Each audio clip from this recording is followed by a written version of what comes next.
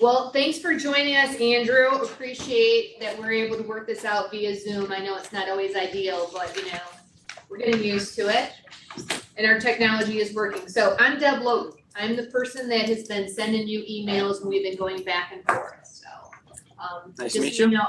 Nice to meet you. I work for MEA and I represent public school employees. So I've got Rochester and Avondale school districts. And we're just going to go around the room and introduce ourselves so you have an idea about who's in the room and chatting with you. Sounds good. Pardon me? Sounds good. My name is Allison. I am MEA staff. Prior to being on MEA staff, I taught for about 13 or 14 years in the classroom. Hi, I'm Jack Barraclough. I'm a math teacher, high school math teacher in the district, currently working at the virtual campus. I'm Lindsay Suzak, and I'm a general paraeducator at Meadowbrook Elementary, and I also have 2 kids in the district. And I'm Jill West. I am an elementary educator, and I have 2 kids in the district as well. Hi, I'm Jessica Buchheister. I'm a social worker in the district. Hi, I'm Alicia Salois, and I'm an MEA staff member. So Alicia's with us. She's our field assistant and she's been helping out with screening and recommendations, but she may have to step out of the room, so she's not going to necessarily be here the whole time. She doesn't get a vote as to what we do though, so you won't miss out on that part of it, okay? Just so that we're clear. Okay. So Andrew, we got your paperwork. Appreciate that. We have a half hour for each candidate and we've got 15 questions just to give you an idea about your time frame, okay? Okay.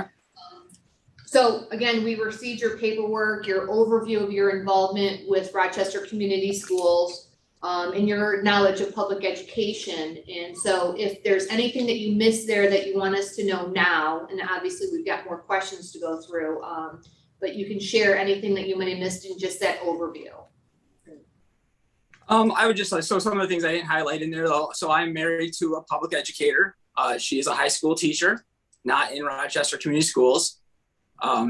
She has a very diverse background in where she's taught both from an economic standpoint, from a social standpoint, and in multiple states. So again, that's a wealth of knowledge that I definitely rely on in this taking this on. I also work in the automotive industry, so I have extensive background with working through and with union, both from a direct report standpoint of having hourly represented employees report to me, but also going through the contract negotiations as well. So some experience I look to bring to this position. Okay, thank you. Question 2, members of school boards who have immediate family members employed by the district are prohibited by law from voting on many matters, including collective bargaining agreements. So do you have any immediate family members who work for Rochester Community Schools? I do not. What would keep you from publicly supporting any future county or local bonds and millages? What the funds are being used for. The purpose of the funds would be the reason I would support or not support.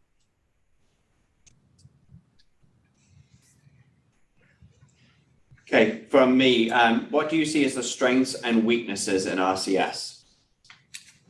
The strengths are the actual instructional staff, the building staff. The weaknesses is the leadership of the district.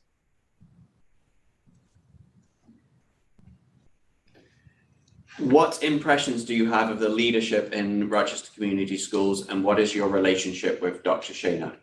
Can you repeat the question? I want to make sure I answer it accurately. Sure. What impressions do you have of the leadership in RCS? What is your relationship with Dr. Shaner? So I'll answer the second part first. My relationship with Superintendent Shaner is there isn't one. I had no contact with the district outside of teacher conferences prior to August of 2020.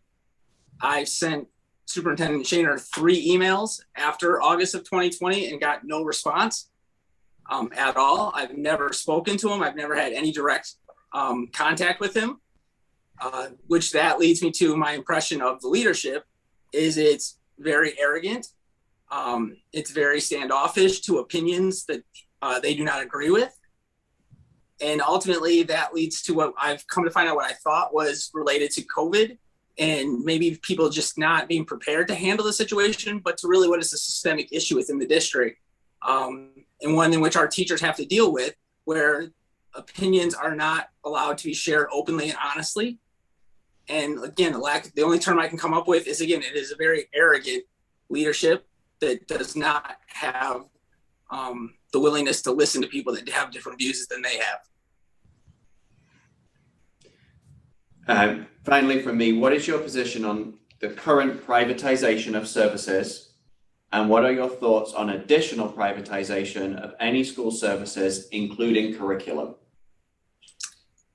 So I think the big thing for me is not getting caught up on whether it's privatized. I think we have to make the right decisions. I think we're seeing, so I think the one that I've become more aware of is like our busing. Our busing services aren't very good. And again, from talking to more parents and some staff, it seems like it's gotten worse since we went to privatizing it. So in that case, it looks like that was the wrong decision. So I think each one of these cases have to be looked at. Curriculum, I think, is going to be a hot button issue. And I think that's one where we have to have an open and honest conversation around it. And I think it's one where again, this is why we need teachers to be able to have and share their honest opinions without fear of retaliation, because that's ultimately is what's going to lead us down the bad road of making a decision, not whether it's privatized or not privatized, but that are we actually getting the honest opinion from those in the classroom to really lead us down the right decision when it comes to curriculum specifically. Thank you.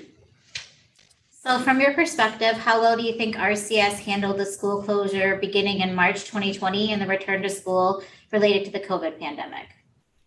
They handled it terribly. I think it's beyond debate at this point that in hindsight, it's 2020, I get it, but closing the schools was the wrong decision.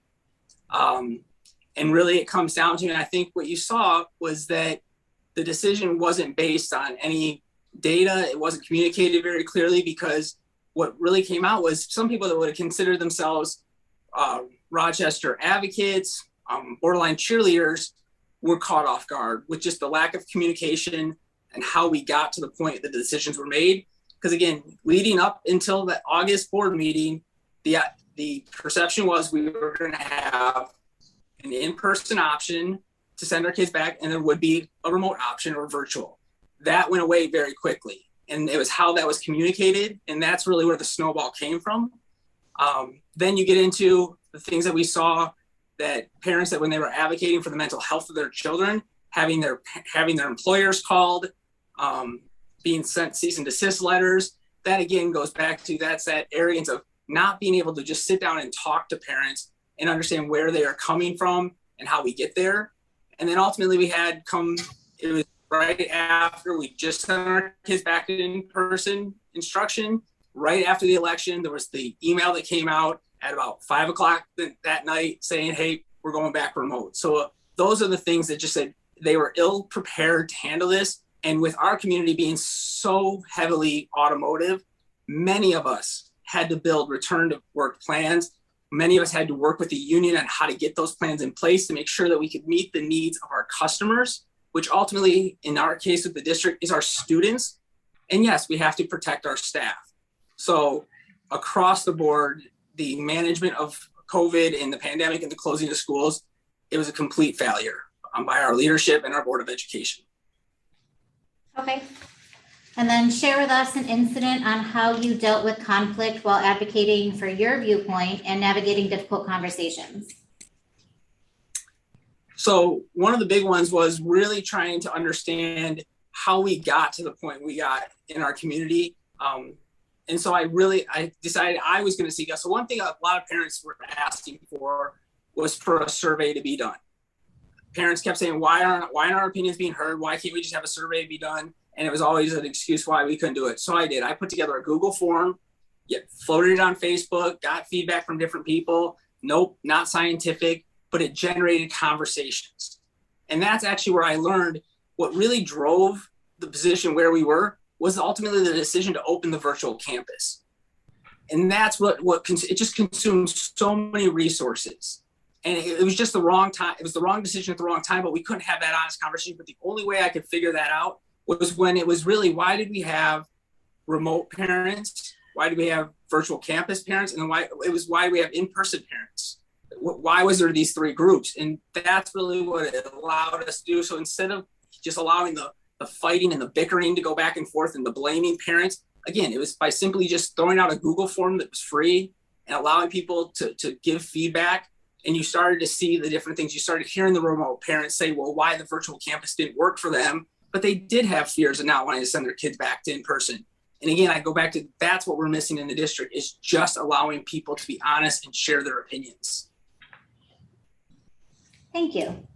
So the role of the board is to set priorities and establish a vision for the district, as well as adopt policy and budgets. What do you see as your top 3 priorities to focus on, change and or enhance for RCS? And what do you see as the superintendent's role in that?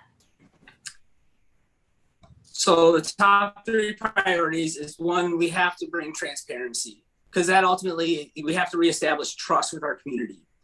And so some of the real tangible things that we can do tomorrow that would cost next to no money is our financial data should be available readily on the website, not in PDFs buried after link after link after link, but should just be available in graph form, and so that we can see that. Student enrollment, things of that nature that are just committees. Parents are always asking, well, who's on this committee? Who's on that committee? You got to submit a FOIA request. Again, if we're going to have working committees and people are going to have a voice and say what's going on within our district, that should be transparent to our community, who's on that. So that, number 1, is the top priority. Then it comes down to accountability. We want leaders, and this ties to the superintendent's role. The superintendent's role is to lead the district. They are the chief operating manager for the district. They have to make sure there are policies and procedures in place that protect our employees. Also make sure that our employees and our instructional staff know what the standards are and expectations, so it's clear, so they know if they're meeting them or not meeting them, but also so that the parents know what those standards are. Because again, we'll continue to hear a lot about parents' rights, but we need to make sure we establish parents' responsibility as well.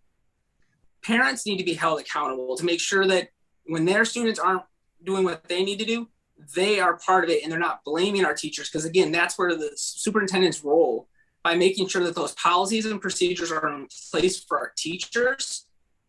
If they are following them, we should stand behind our teachers, behind our staff, and tell the parents, no, you need to accept accountability for your students. So that to me is the core basis. And really, those things don't cost money. Those things just take the leadership to actually do it and stand behind it and have principles. Thanks. Can you describe your leadership role or leadership style, and what input will you seek in order to make thoughtful and balanced decisions for our district? So I would say that I have a servant leadership style. A big part of that has come from, I've actually had my career to get to where I'm at in manufacturing has gone a different route than most people that have gotten here. I started out as a retail manager. I then spent time in the financial industry as an operations manager, and then got the opportunity to move in manufacturing. My undergrad is in political science and history because I wasn't really sure what I wanted to do as an adult. I since went back and got my master's degree in lean manufacturing, so it's more specific. But in every one of those industries, I had to learn that I was never the expert of any of those things. I had to learn from my teams. And as I grew as a leader, it was the more you understood, those that add value are the ones that touch the product. Our teachers are the ones that add value. They are the only ones that touch the product, which are our students. And so, yes, that does not mean our teachers can get whatever they want and that there's no accountability. But again, with clear expectations, most people will rise to those expectations. When they can come to work every day and know what's expected of them, most people will meet those expectations. And so that is the piece that we have to reestablish. And ultimately, the board's role is to make sure that the superintendent and their staff are supporting the ones, again, that add value, which is our teachers, our instructional staff. And then ultimately, we are doing right by our product, which is our students. Thanks. Who constitutes your base of community support for this campaign? And are you aware of any group or individual who actively opposes you? The current board and administration actively oppose me. But if you ask me who my base is, I have committed to having an absolute open, nonpartisan campaign. So I recently announced I'm accepting no PAC money from anyone because, again, the political parties definitely want to play a role in this election. I think they want to take advantage of a lot of work that parents are doing.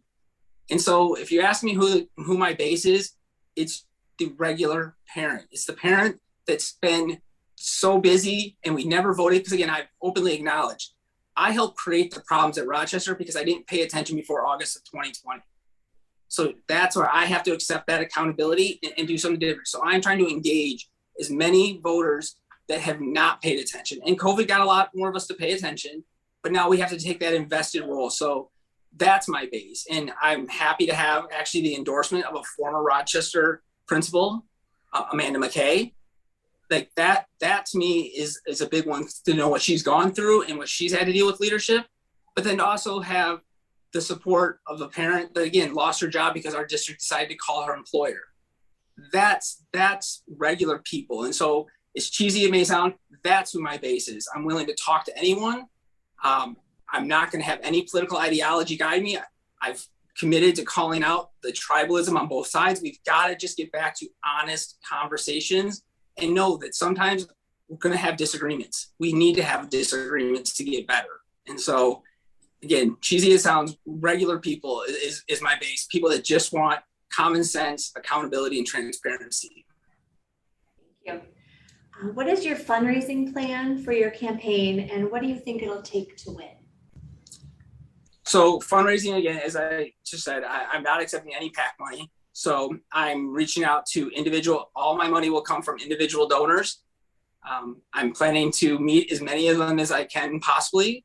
I will go to any group that invites me to speak. So that's been a hot topic in our community. So again, the Rochester area Republican Club asked me to speak at one of the events. I absolutely am going to go and speak because those are voters. If the Democratic Rochester area club invites me, I will go speak to those voters as well. I'm not looking for any echo chambers.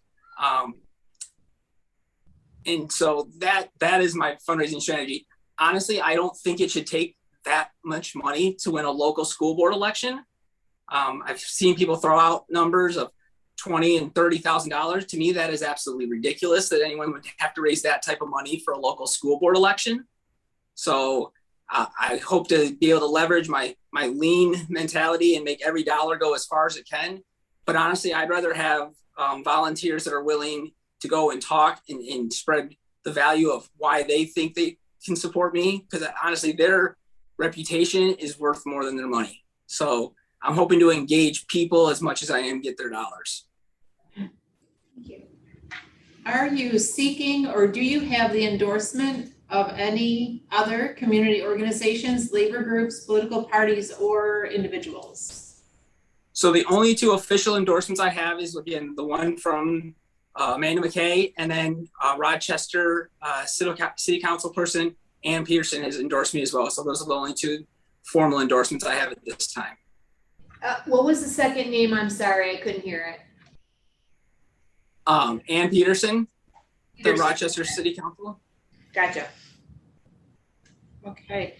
Do you have any reservations or concerns about the potential endorsement of the REA, RPEA, RSPA, or any of our traditional labor and political allies in your candidacy?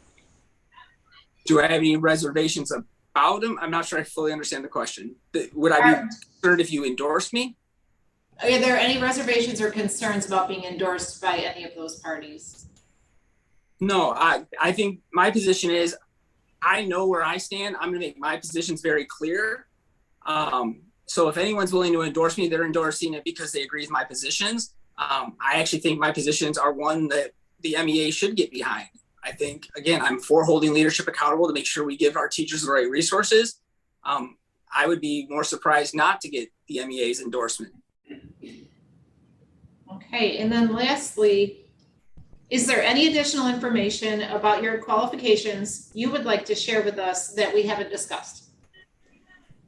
No, I think we've covered most of them. Again, I think we're all just regular people that want the best thing for our kids. And we know we need to support teachers with the adequate resources to let them do their job and provide, again, clear standards and expectations for them.